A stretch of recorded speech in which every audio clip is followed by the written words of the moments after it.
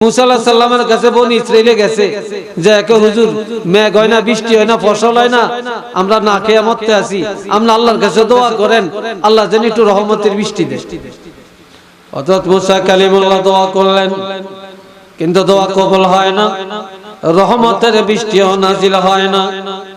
এবার আল্লাহর কাছে বলে, আল্লাহ কি কারণে তুমি আমার মুনাজাত কবুল করো না? আমি তো পয়গম্বর। আমার আল্লাহ কয়, মুসা রে, তোমার পয়গম্বরই ঠিক, তোমার মুনাজাত ঠিক, তবে দোয়া কবুল হবে। তুমি এলাকা থেকে 40 জন ফরেজগার মানুষ নিয়ে পাহাড়ে আসো। কয়জন? 40 জন নিয়ে পাহাড়ে আসো। এই 40 জন নিয়ে যখন পাহাড়ে আসবা, এই 40 জন একসাথে দোয়া করলে তখন দোয়া কবুল হবে, আমি আল্লাহ রহমতের বৃষ্টি নাজিল করব। মুসা আলাইহিস সালাম হারিয়া হারিয়া দেখে দেখা ছায়া ছায়া এই হুজুর আল্লাহ, এই হুজুর আল্লাহ, ওইটা আল্লাহ নিতাল্লাহ ছায়া ফরেজগার আল্লাহওয়ালা দেখা দেখা 40 জন পাহাড়ে গেছে।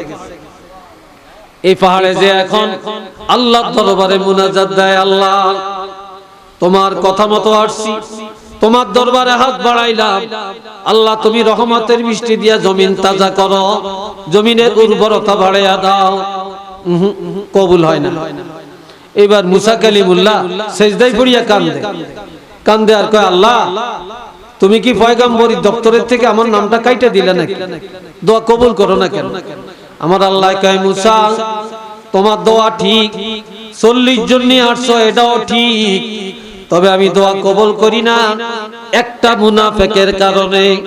এই 40 জনের ভিতরে একটা মুনাফিক আছে, এই একটা মুনাফিকের কারণে তুমি পয়গম্বর হওয়া সত্ত্বেও আমি আল্লাহর দরবারে দোয়া কবুল হয় না। একটু জোরে সোরে কর না নাউযুবিল্লাহ। একটা মুনাফিক থাকার কারণে। এই জন্য ভাই সমাজে ওই যে বলছিলাম, কাফের চিনা যায় কুফরির দ্বারা, মুশরিক চিনা যায় শিরকের দ্বারা, ঈমানদার চিনা যায় নেক আমলের দ্বারা, কিন্তু মুনাফিক চিনা যায় না। মুনাফিক এই হাতও খায়, এই হাতও খায়। কি কথা ঠিক নেই? আল্লাহ এই মুনাফিকি থেকে আল্লাহ যেন হেফাজত করে। জোরে কন্না আল্লাহুম্মা আমিন।